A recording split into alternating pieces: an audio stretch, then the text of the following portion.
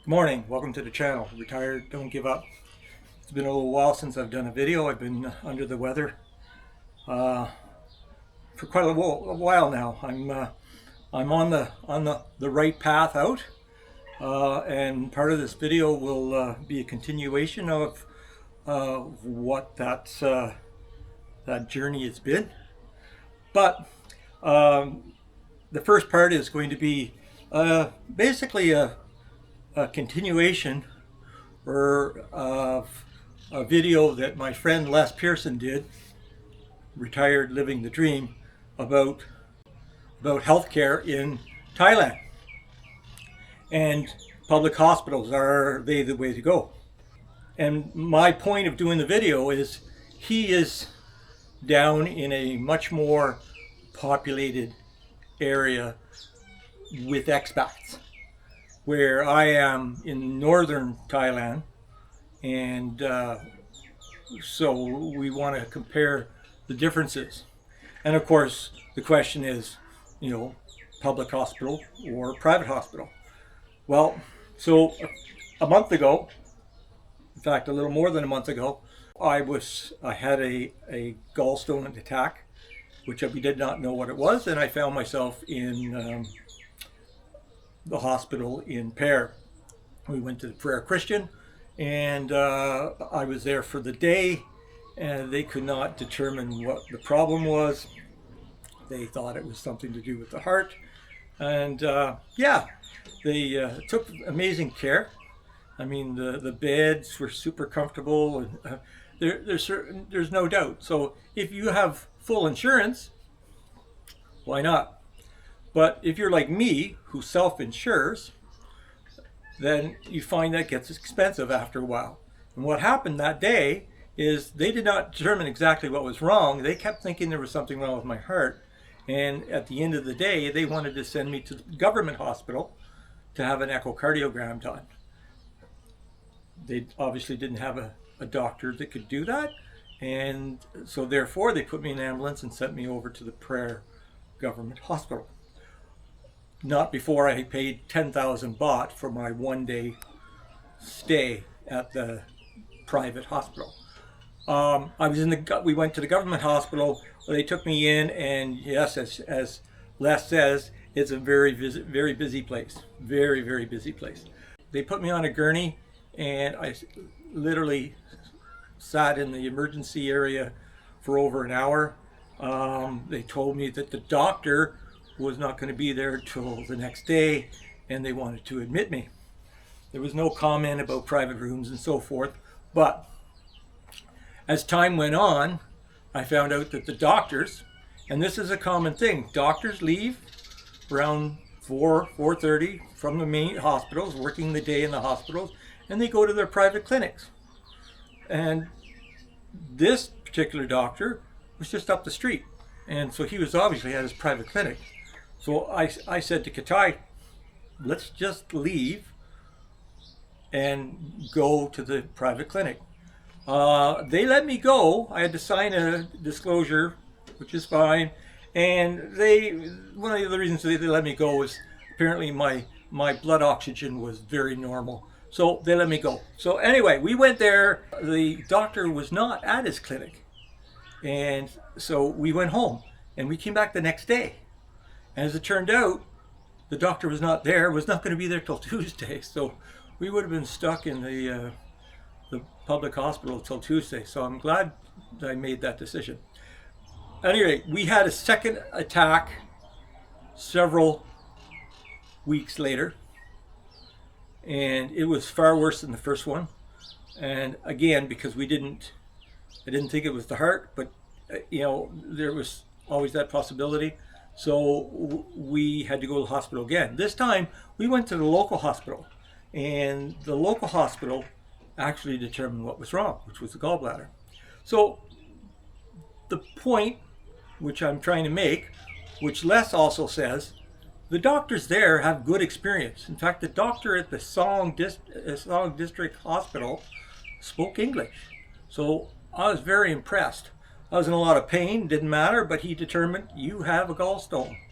So he arranged for me to see a specialist, and we went to do that. Now, let's also point out about his friend and his hand, and the operations that he had to have, and of course he was in the public hospital, and the costs and so forth. Um, the he also pointed out that he had to pay in advance. Well, there was another incident Les talked to me about where a friend of his who whether he had a heart attack or he had a stroke, but they took him into the hospital. He was unresponsive. He was unconscious. He was still alive, unconscious. But before they were going to do any kind of work on him, they demanded his wife to produce 400,000 baht. Now, the man died. And, for her to come up with that amount of money in that short period of time, pretty unbelievable. I've said this before, that doesn't happen up here. I understand it happens down there, and it happens down there because there's just a larger number of expats that, go into the hospital and don't pay their bills. I have never had a situation where they asked me for money up front. As you may know, when I first came back from Canada to Thailand, I had a heart problem. My heart was in defib, and they took me into the hospital. They had to put the paddles on me, and they classified that a heart attack. I was in the hospital, I was in the government hospital of Nan, and I was there for a week. And at no point was there a question of cost. In fact, there was no amount. We didn't even know what it was going to cost until it was all over. And so, and by the way, the quality of care, in my opinion, was exceptional. There were a lot of people. I was in a ward of 10. I was in a ward of 8, and there were 4 wards. And of course, there were people in the halls. So yes, it's a crowded place. And I understand there were private rooms, but there was no comment to me about a private room, so obviously they were not available. Anyway, at the end of the week, I got the bill for a heart attack, a 1-week stay, echocardiogram, chest x-rays, obviously ECGs, 20,000 baht. And they gave us a 2,000 baht discount, which also included medicine for 1 week. I was amazed at that. So, again, Northern Thailand, not a charge. Again, here, all the things that have happened to me in the last month and a half, where I've had to go to the hospital, no, there has been no question of money until after the service has been rendered. So that's the difference between, I guess, living in Northern Thailand and living in Southern Thailand, the southern parts or the central part of Thailand. Now, I refer to his comments, which are exactly true about the quality of care. Again, as I've said, in the public hospitals, the doctors have the experience, and in fact, before they all start in a public hospital, and of course from there they go to their private clinics at the end of the day.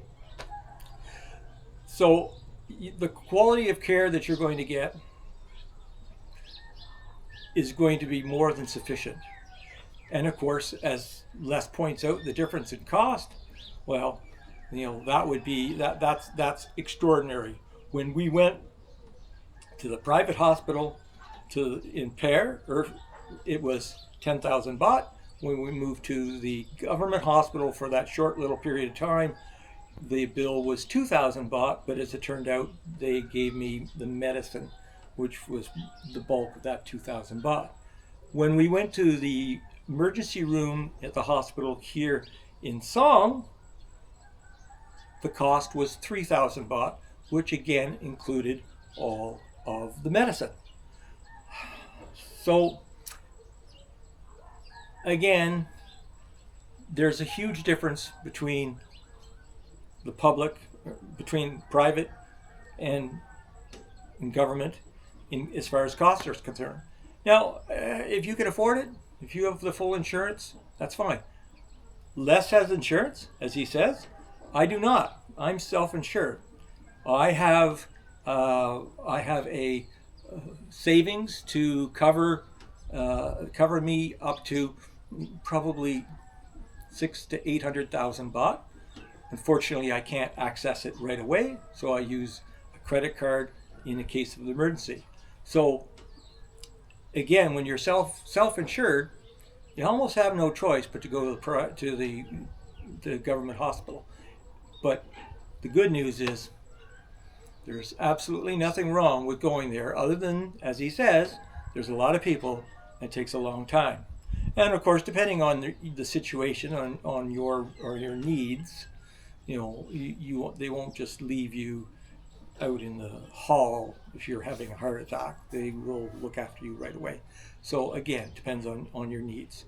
So I'd like to thank Les for his video.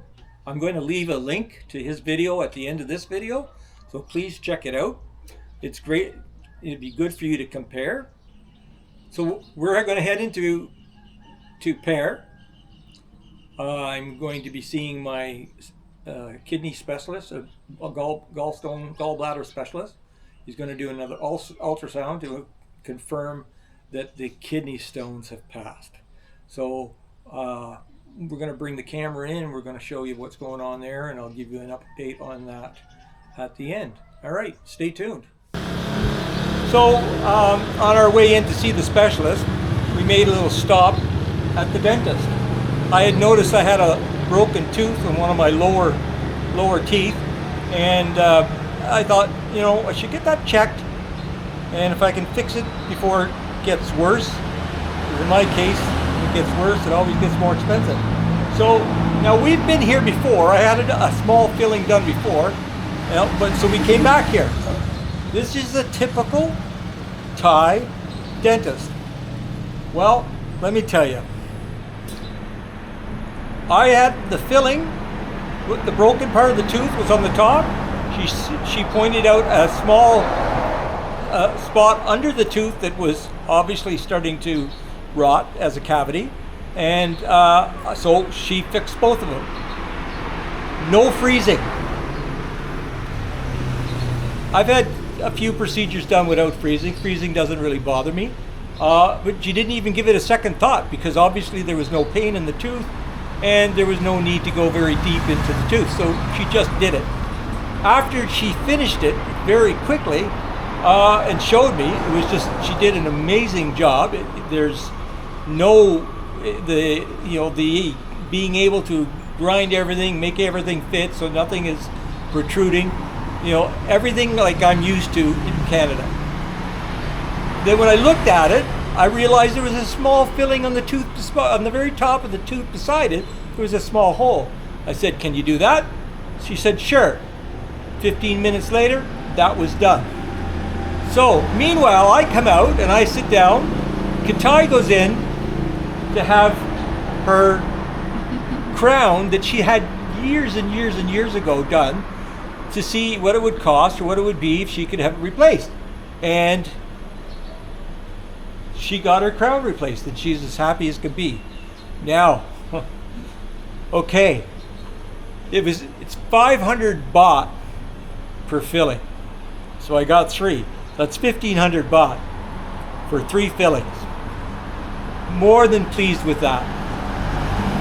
For her to have the crown replaced, and this to me is remarkable, because I have so many crowns in my mouth that I've paid, upwards of $2,000 a crown with a root canal below and so forth. She had the crown replaced for 1,000 baht. So we're literally, we bought some toothpaste, we were 2,700 baht, and we're done. Oh, and one more thing. She spoke perfect English. So I told her I will come here twice a year to have my teeth cleaned. She will do it. She will do x-rays, and she will monitor my mouth and make sure anything that has to be done can be done, and make sure that I don't lose my teeth in my later years. All right, we're off. Well, we've got a little time before we see the specialist, so we're off to have something to eat, and I'll have a little update when we get to the specialist. So we're outside the specialist clinic. Opens at 5. We try to get here early. That way we get first in the queue. We've been lucky so far. So this is my 4th time here. Just a little update on why we came the 3rd and the 4th. Well, the 3rd time, and now we're here the 4th time. After we came here the first time, we were given drugs for the gallstone. We took them. I had a pain in the gallbladder for about 4 days. Not very acute, but it was there. And then, of course, it went away. And then we came back the following Tuesday, and he did an ultrasound again, and he said it was doing very well, and we'll just continue with the 2nd week of drugs. And I didn't have to come back unless there was an attack. Well, as it turned out, 2 weeks later, there was an attack. It was brought on by eating chicken noodles, and I guess there's something in the soup of the chicken and the noodles, and well, the big problem was, we had it about 3 o'clock in the afternoon. I ate quite a bit, and we were supposed to go into town, but she decided she wanted to go to town that night. So we went home, and what did I do? I went and had a nap. Well, while I was having a nap on this full stomach, I started feeling this pain in my back, which was very similar to the original 2 attacks. And I guess I panicked a little bit.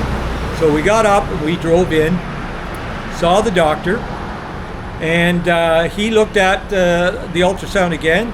He said, again, the gallstone is still there, but it's dissipating. But you have kidney stones. And what I didn't understand was they were going to come out soon.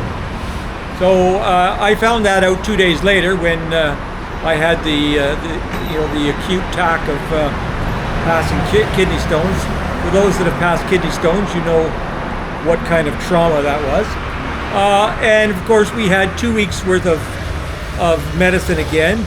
And the medicine that we got for the 2nd time was actually a stronger medicine. So here we are a week later. The actual pain from the passing of the stones is somewhat gone, but the 2nd set of medicine created a much stronger pain in my bladder. And in fact, if I'm sitting still, it's not so bad. It's quite bearable. But in the beginning, anytime I got up or got down, or even moved, well, that pain jumped from a 3 to a 12. So again, here we are. We're going to be first in line. We're going to go in. The whole point of us being here tonight is for me to say, check and make sure those bloody kidney stones are gone, because I just don't want to go through that again. And say, is this pain acceptable? And if it is, it is. We have another week of it. It's been very tiring. It's killed my appetite. I've lost 9 kilos, which is not a bad thing, but